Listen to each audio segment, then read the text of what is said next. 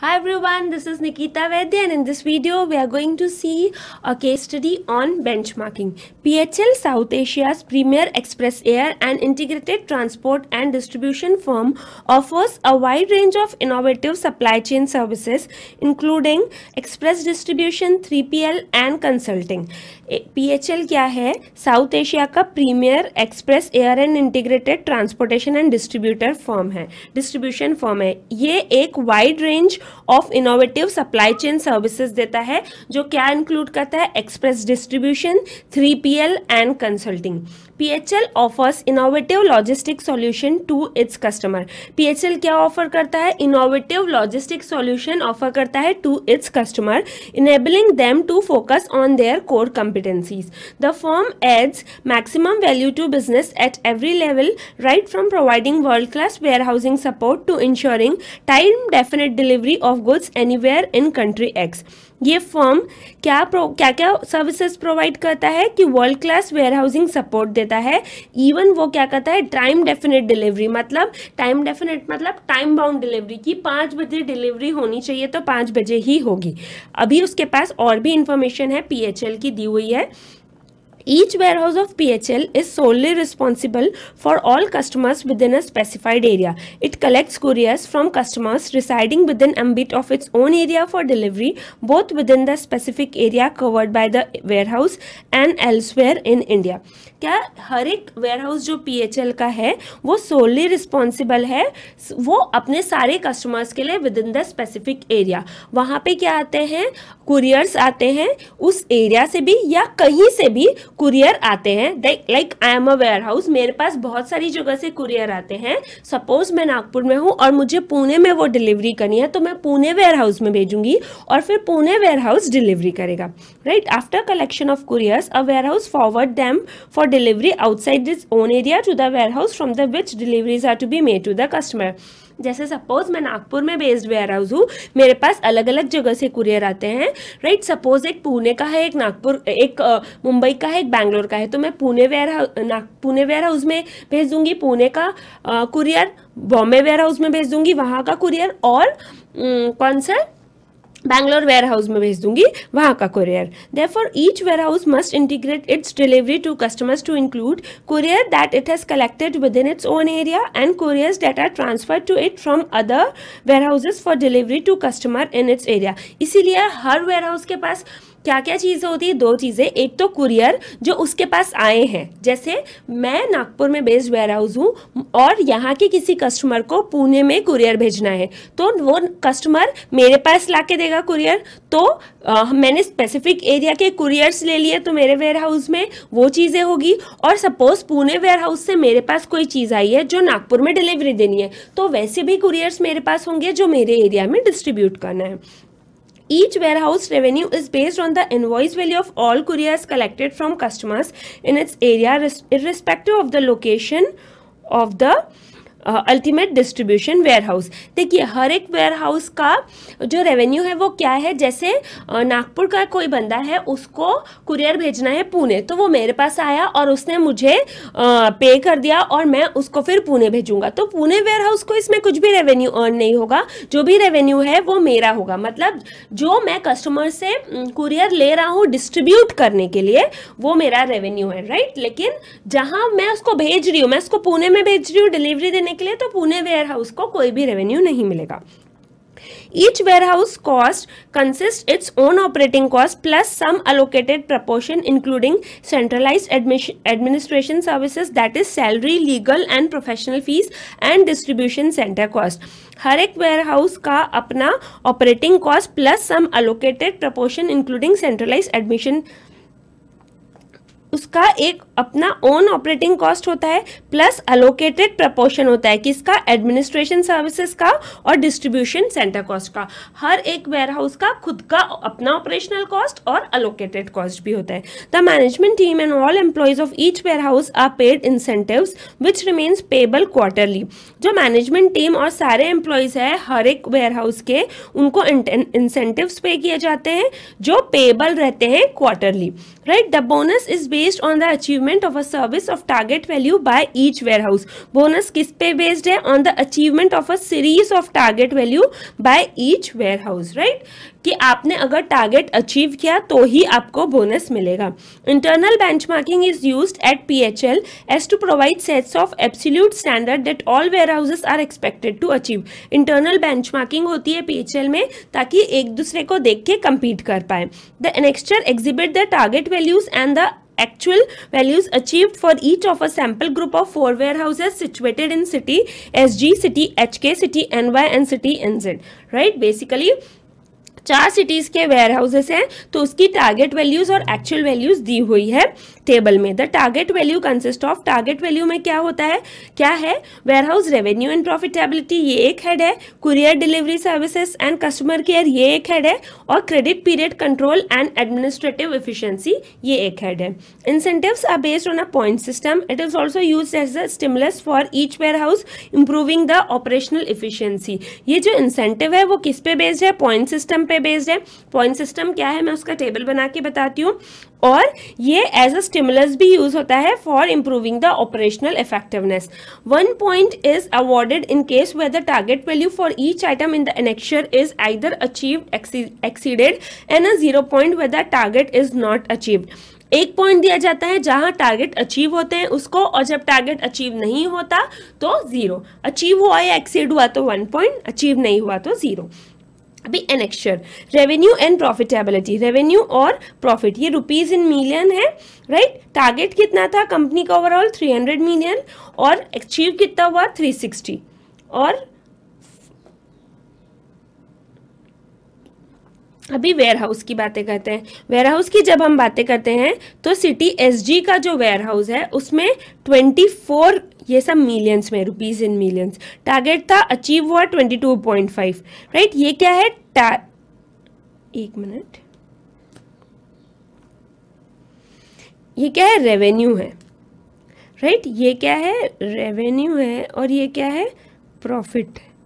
तो ये सारे क्या है? टारगेट्स हैं, और ये सारे क्या है? इस साइड एक्चुअल है। ये टारगेट्स हैं लेफ्ट हैंड साइड वाले, और राइट हैंड साइड वाले क्या है?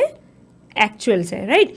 In order to calculate points of each warehouse, actual profit as a percent of actual revenue must exceed the target profit as a percent of target revenue, right। देखिए अगर target exceed किया तो 1 point, नहीं किया तो 0।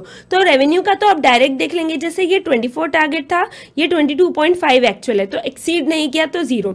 लेकिन profit का आप ऐसा नहीं देख सकते ना, 3.6 और 3.45 में कंपैरिजन। क्यों? क्योंकि जब रेवेन्यू अलग अलग है, मतलब क्वांटिटी अलग अलग है सेल की, जब रेवेन्यू अलग अलग है, राइट, तो प्रॉफिट भी अलग अलग होंगे। क्योंकि अगर 100 रुपए में आप 10 रुपए प्रॉफिट अर्न करते हैं सपोज, और 90 रुपए में आप 12 रुपए प्रॉफिट अर्न करते हैं, राइट, तो आप ये नहीं बोल देंगे ना,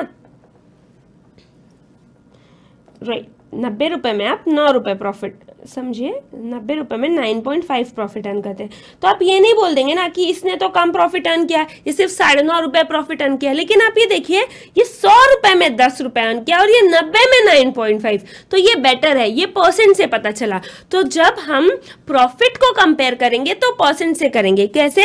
target profit divided bye target revenue करेंगे, उसका परसेंट निकालेंगे, और actual profit divided by actual revenue करेंगे, उसका परसेंट निकालेंगे। तो वो जब टारगेट से ज्यादा होगा, टारगेट का परसेंट कम होगा, एक्चुअल का परसेंट ज्यादा होगा, तो 1 पॉइंट, नहीं तो 0 point, right. Now courier delivery service and customer care, तो आपके पास टारगेट्स दिए हुए हैं और एक्चुअल दिए हुए हैं। लेट कलेक्शन ऑफ कुरियर्स, फिर misdirected couriers, delayed response to complaint, delay due to vehicle breakdown, lost items, damaged items, right। Then credit control and administration efficiency में average debtor week, debtor more than 60 days, invoice queries, credit note as a percent of revenue, फिर other information दी हुई है, right. Then PHL operates all year round. ये आपको चीजें कुछ कुछ, मैम पूरी चीजें तो समझाई नहीं, ये पॉइंट टेबल बनाऊंगी तब सारी समझ जाएगी, required prepare report for the director of PHL. आपको रिपोर्ट प्रिपेयर करनी है पीएचएल के डायरेक्टर के लिए।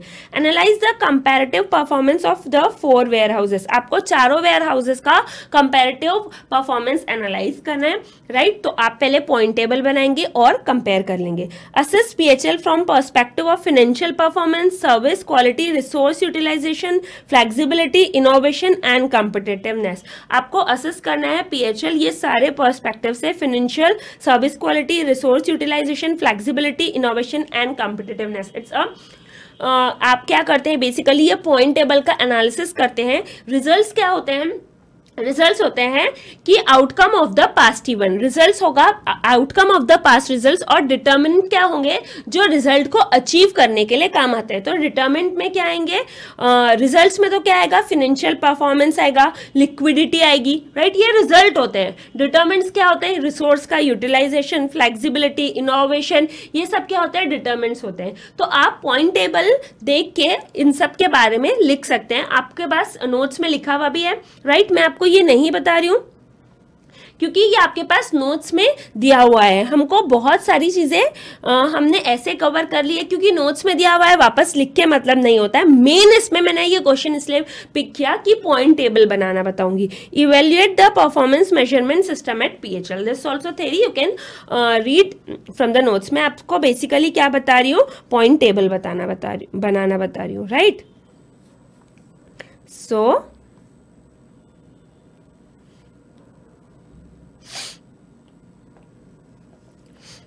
पॉइंट टेबल जब बनाएंगे तो SG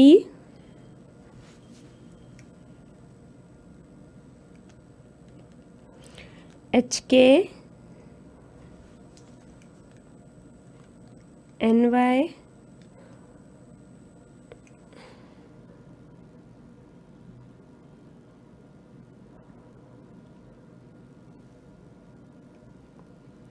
SG HK NY NZ।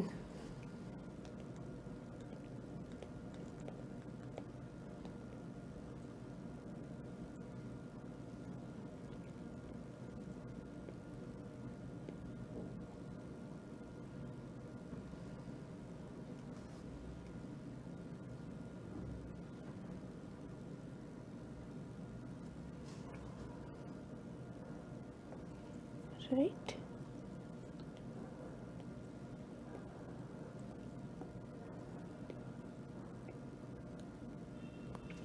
So now पहला हम देखते हैं रेवेन्यू एंड प्रॉफिट। क्या देखेंगे? पहला रेवेन्यू एंड प्रॉफिट। ये क्या है? रुपीज इन मिलियन है।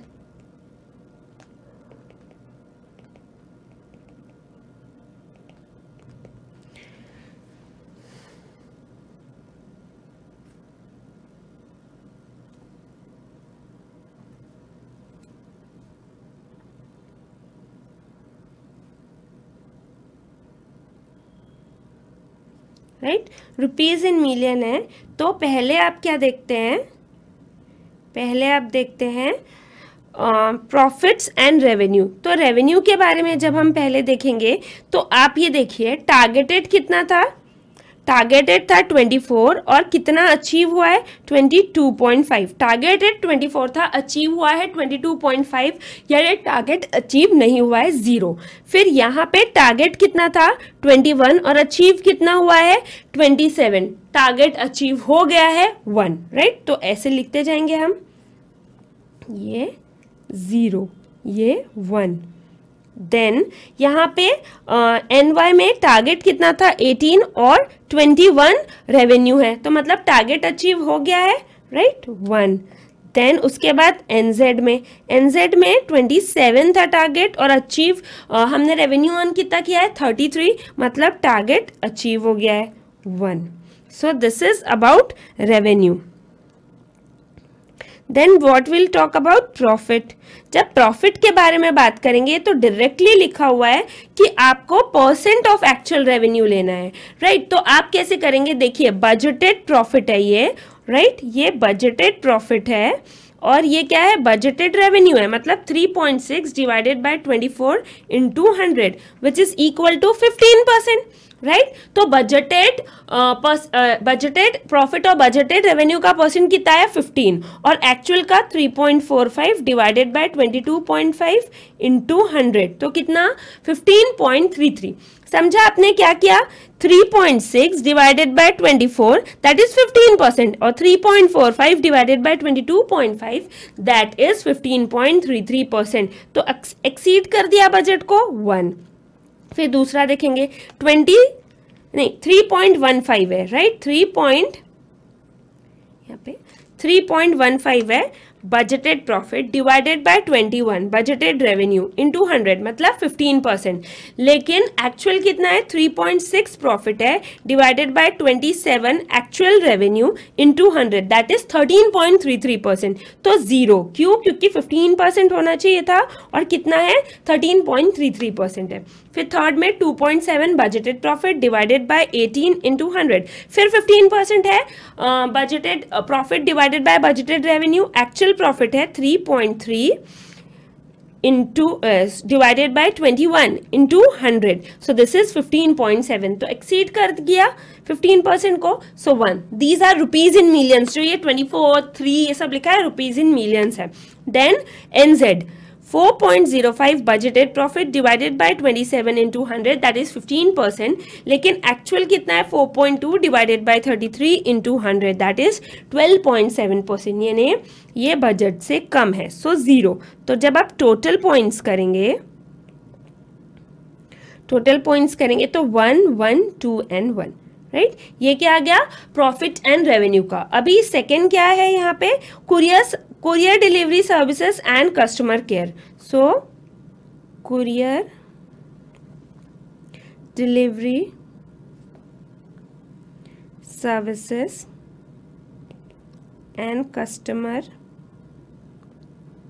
केयर राइट सो इसमें पहला point let collection of couriers right so target कितना है 3% SG का कितना है 2.85% ये तो जीरो होगा क्योंकि 3% टारगेट था सिर्फ 2.85% ही अचीव हुआ है नहीं आप ये पढ़िए क्या है late collection of courier late collection होना अच्छी बात नहीं है 3% मैक्सिमम टारगेट था 2.85 ही लेट कलेक्शन है तो अच्छा है सो 1 पॉइंट राइट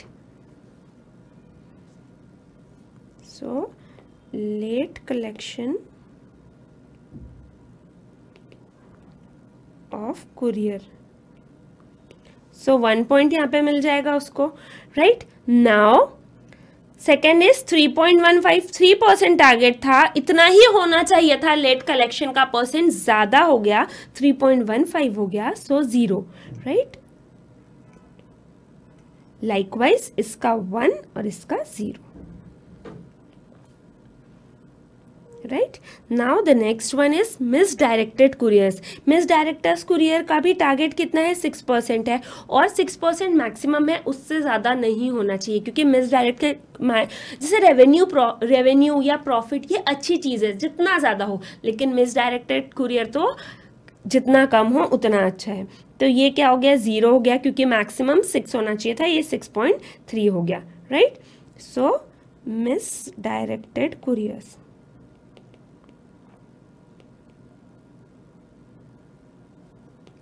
0 राइट और HK का कितना 5.85 विच इज गुड कम है टारगेटेड से सो 1 this is also 1 and this is 0 एक बार लॉजिक बता दिया तो समझ ही जाएगा right then the next one is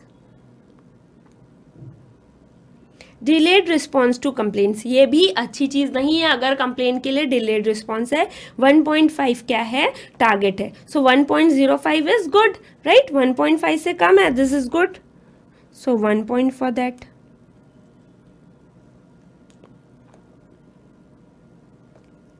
delayed response to complaints this is good so this is 1 then next 1.35 ये भी 1.5 से कम है so this is also good so 1 likewise इसका 1 और इसका 0 क्योंकि ये टारगेट से भी ज़्यादा है right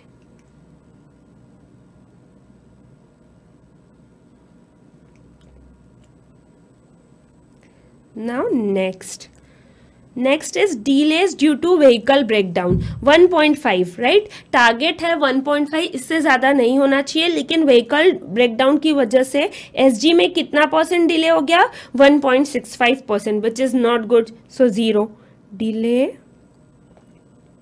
due to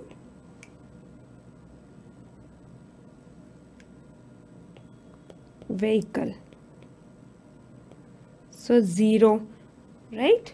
Now next, ये भी 0 क्योंकि 1.5 से ज़्यादा है, ये 1 और ये भी 0, right.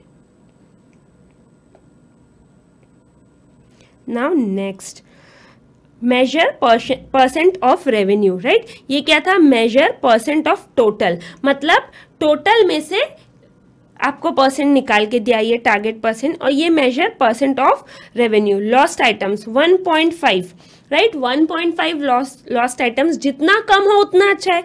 सो ये 0.9 है तो 1, 1.35 है तो 1, 1.2 है तो 1, लेकिन ये 2.85 है, ये 1.5 से ज़्यादा है, तो इसको क्या, 0, right. So lost items 1, 1, 1, 0. Then next is damaged items 3%. So 2.25 अगर है तो 1, क्योंकि 3 से कम है. डैमेज आइटम्स तो जितना कम उतना अच्छा, मैक्सिमम 3% बोला है. यहाँ पे 3.6 है तो इसको 0 मिल गया. 2.25 है तो 1, 2.7 है तो 1. So basically damaged items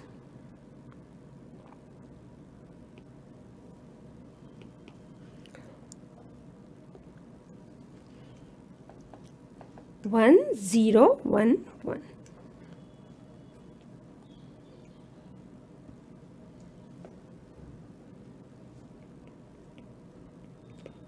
total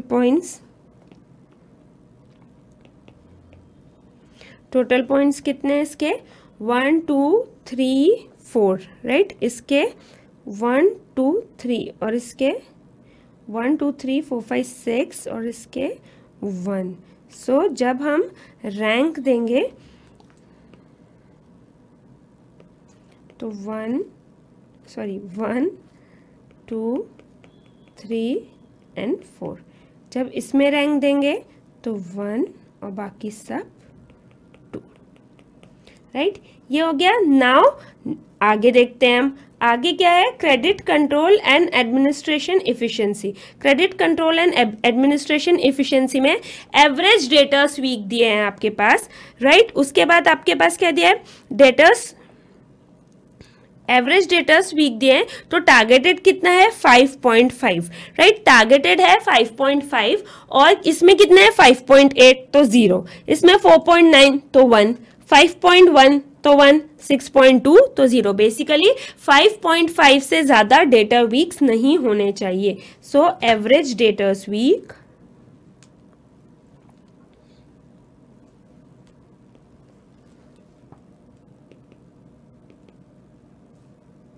0, 1, 1, 0, right. ये हो गया. फिर next, debtors more than 60 days. अभी यहाँ पे देखिए टारगेट तो 5% लिखा है, लेकिन यहाँ पे क्वेश्चन मार्क लिखा है. क्यों, क्योंकि आपको निकालना है debtors more than 60 days, right. Debtors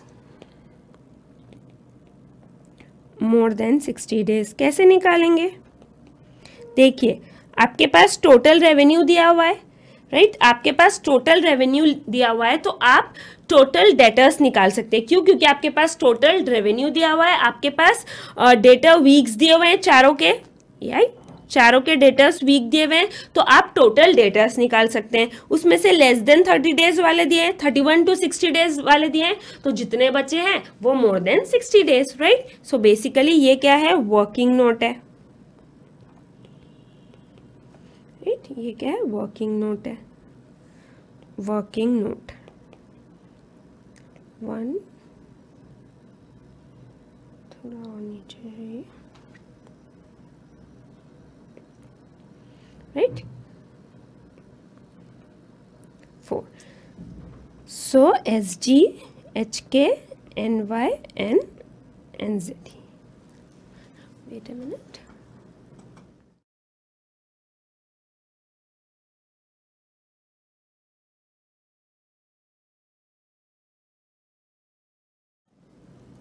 सो अभी आपके पास क्या दिए हुए हैं, डेटर्स वीक दिए हैं। डेटर्स वीक कितने हैं, 5.8, 4.9, 5.8, 4.9, 5.1, 6.0, 6.20, राइट। ये क्या हो गए, आपके डेटर्स वीक हो गए। आपके पास टोटल रेवेन्यू है दिया हुआ, राइट। आपके पास क्या है, टोटल रेवेन्यू दिया हुआ है। कितना है टोटल रेवेन्यू, टोटल रेवेन्यू है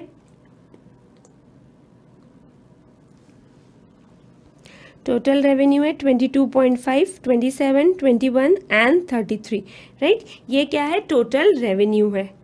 सो 22.5, 27, 21 एंड 33, 22.5, 27,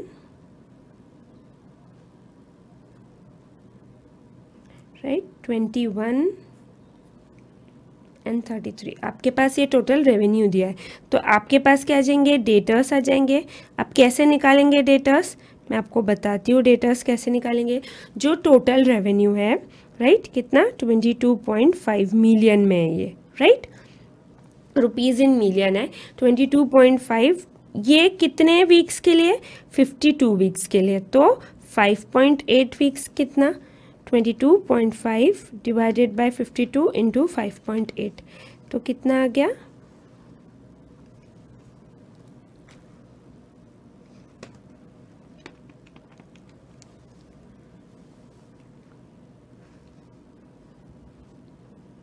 ये आपके पास डेटर्स किस में दिए हुए हैं, रुपीज़ इन थाउजेंड में दिए हुए हैं। तो आपको ये भी मिलियन की जगह रुपीज़ इन थाउजेंड में करना पड़ेगा, राइट। So 2250, basically 2250, 2700, 2100 and 3300। ये क्या हो गया, रेवेन्यू। सो डेटर्स कैसे निकलेंगे, 2250 डिवाइडेड बाय 52 इंटू 5.8, क्योंकि डेटर्स कितना लिखा है, 5.8 वीक्स। मतलब क्या होता है, टोटल रेवेन्यू में से 5.8 वीक्स के क्या है, डेटर्स है। तो मतलब टोटल रेवेन्यू कितना, 52 वीक्स का। तो 5.8 वीक्स कितना, 2250 divided by 52 into 5.8, which is equal to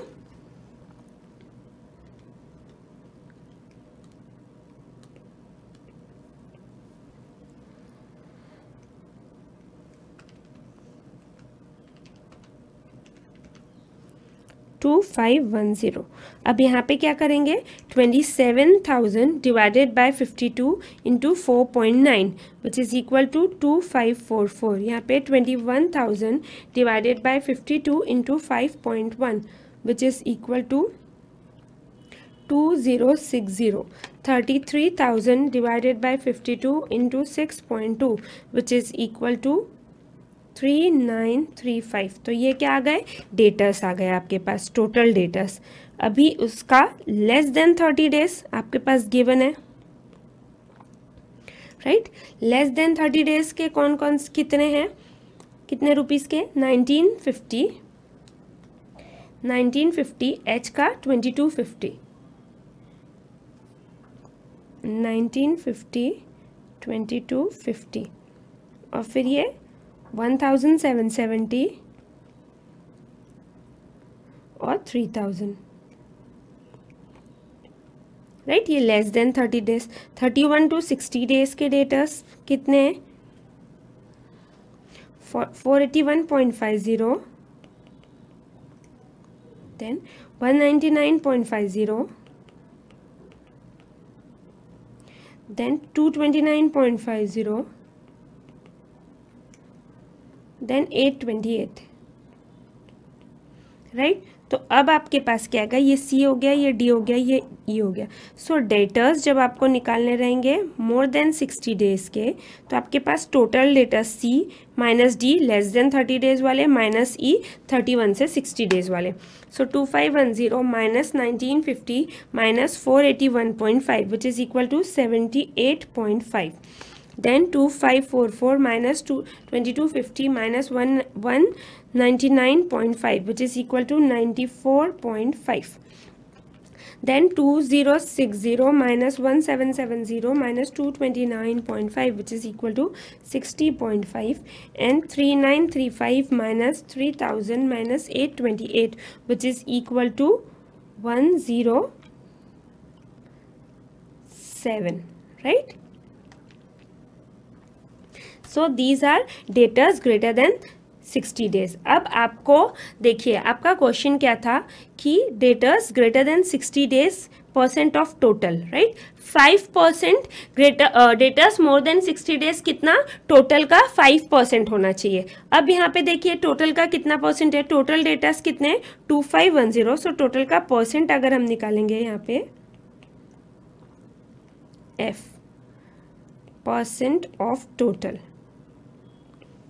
so 78.5 divided by 2510 into 100 तो कितना आ गया 3.12%। सो इसको आपने क्या दे दिया, नंबर, क्या नंबर दिया इसको 1। क्यों, क्योंकि ये क्या है, टोटल का 5% से कम है, right?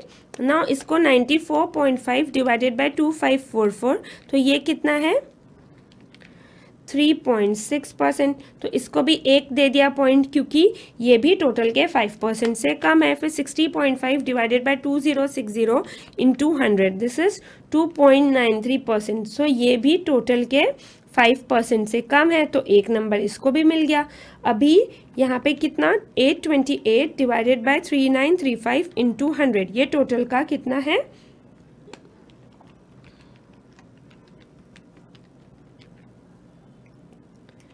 828 divided by 3935 into 100।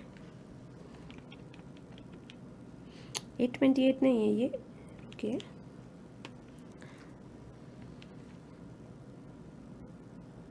Right, 828 and this is 3000, right? So basically 107 divided by 3935 into 100, so it is 2.71% या फिर 2.72%, तो लेस देन 5%, इसको भी 1 दे दिया। सो ये डेटर्स वाला हो गया अभी। फिर उसके बाद invoice queries percent of total, invoice queries में 5% टारगेटेड है, बट राइट क्वेरीज 5% से ज़्यादा नहीं आनी चाहिए। यहाँ पे 1.5, 1.4, 0.8, 2.7 सारी की सारी कितने से कम है, कितनी होनी चाहिए थी 5%, सारी की सारी 5% से कम है। So will give it queries, right, so 1 1 1 1। Now credit notes,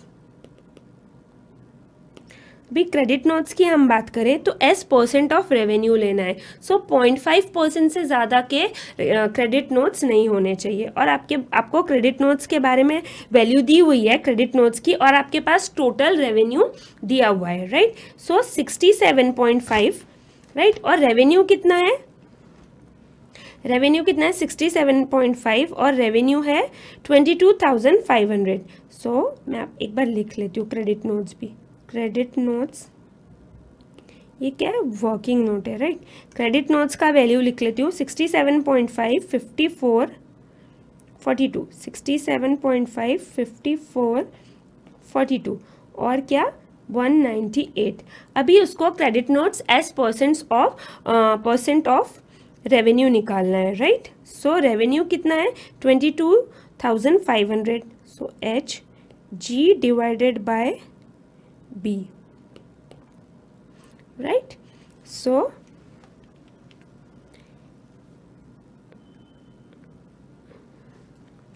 67.5 divided by 22,500 into 100, ये कितना है 0.3%. It should be less than 0.5%. So 0.3% is less than 0.5%.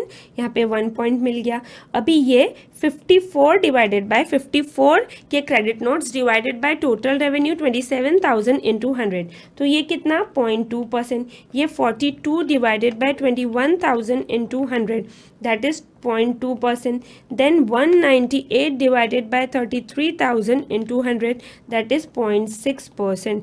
So basically ये और ये तो 0.5% से कम है, लेकिन ये 0.5% से ज़्यादा है. सो इन दिनों को 1 पॉइंट और इसको 0 पॉइंट. जब हम टोटल करेंगे तो कितना आएगा 3, 4, 4, 2. तो रैंकिंग देंगे तो 1, 1, 2 एंड 3. राइट. अभी हम टोटल पॉइंट्स काउंट करेंगे. सो 3 + 4 7 + 1 8. राइट. Total points 8. इसके 4 + 3 7 + 1 8. इसके 4 + 6 10 + 2 12. इसका 2 + 1 3 + 1 4.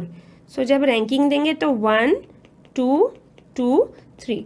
अब आपको क्वेश्चन क्या पूछा हुआ है कि assess the comparative performance of the 4 warehouses. आपको कंपैरेटिव परफॉर्मेंस असेस करना है चारों वेयर हाउसेस का. तो आप ये बोलेंगे कि कौन बेटर परफॉर्म कर रहा है इसमें. ये थर्ड नंबर कौन सा NY. NY is performing best. इसमें से NY परफॉर्म बेस्ट कर रहा है. और ये जो स्टार्टिंग के दो है मतलब कौन से SG और HK, ये रीजनेबल परफॉर्मेंस दे रहे हैं. 8 पॉइंट्स है. लेकिन NZ का परफॉर्मेंस अच्छा नहीं है because it has only 4 points. अगर आप अलग अलग सेक्शन में देखें तो रेवेन्यू और प्रॉफिट में NY अच्छा परफॉर्म कर रहा है. राइट. बहुत अच्छा. लेकिन जब आप देखें किसकी बात,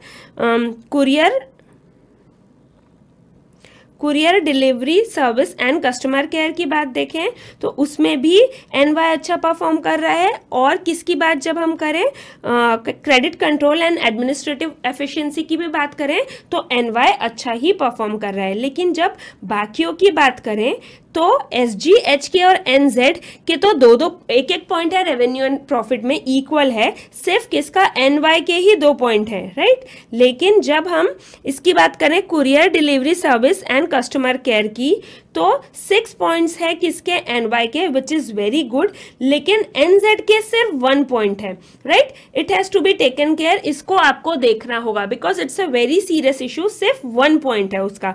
और वैसे ही जब हम बात करते हैं क्रेडिट वर्दीनेस की तभी भी किसके NZ के सिर्फ क्या है 2 पॉइंट्स ही है. तो उसको आपको NZ पे फोकस करना है कि उसका परफॉर्मेंस ऐसा क्यों है. Right.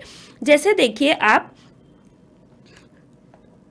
That is it. Right. अब आप जब जाते हैं पॉइंट 2 पे, ये आपने एनालाइज कर लिया, आपने पॉइंट टेबल बनाया और एनालिसिस दे दिया. आपको सब बताना है, टोटल बताना है, फिर अलग अलग तीनों सब कैटेगरीज का भी बता देना है. आपने देख लिया कि पॉइंट टेबल पे कैसे पॉइंट दिए, डेटर्स निकाले, कैसे % ऑफ डेटर्स निकाले मोर देन 60 डेज वाले.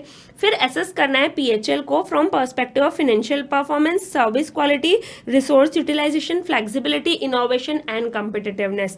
आपको फाइनेंशियल परफॉर्मेंस देखना है. राइट. कि फाइनेंशियल परफॉर्मेंस कैसी है. फिर उसके बाद आपको सर्विस क्वालिटी देखना है. ये क्या है, रिजल्ट्स है. क्योंकि जो भी आपने पास एक्ट किए उसका आउटकम क्या होता है, रिजल्ट्स होता है. तो आपको जब क्या एनालाइज करना है फाइनेंशियल परफॉर्मेंस तो वो क्या है, रिजल्ट्स है. और डिटर्मिनेंट्स क्या है, जो रिजल्ट को पाने में हेल्प करते हैं. मतलब resource utilisation, flexibility, innovation and competitiveness. Right. This all about theory. ये पॉइंट टेबल का एनालिसिस करके और थोड़ा बहुत अलग लिख के इसकी थेरी बनी है. सो आप नोट्स में देखिए. उसके बाद आपको क्या देखना है, उसका इवेल्युएट करना है परफॉर्मेंस PHL का. राइट. PHL का परफॉर्मेंस जब इवेल्युएट करना है तो हम ये बोलेंगे कि ये जो पॉइंट टेबल है ये बहुत ही सिंपल मेथड है परफॉर्मेंस इवेल्युएट करने का. और इसीलिए ये यूजफुल है. इंटरनल बेंचमार्किंग है तो एक दूसरे से कंपटीशन करेंगे वेयर हाउसेस और बेटर परफॉर्म करने की कोशिश करेंगे. राइट. और इसके बारे में और भी चीज़ें आपको थ्योरी में दी हुई है नोट्स पे. बेसिकली मेरा फोकस था पॉइंट टेबल कैसे बनाना है, ये मैं आपको बता दूं. बाकी तो आप पढ़ के अगर नहीं समझा तो आप मुझसे पूछ लीजिए. This was it. कोई भी डाउट हो feel free to ask me. Bye.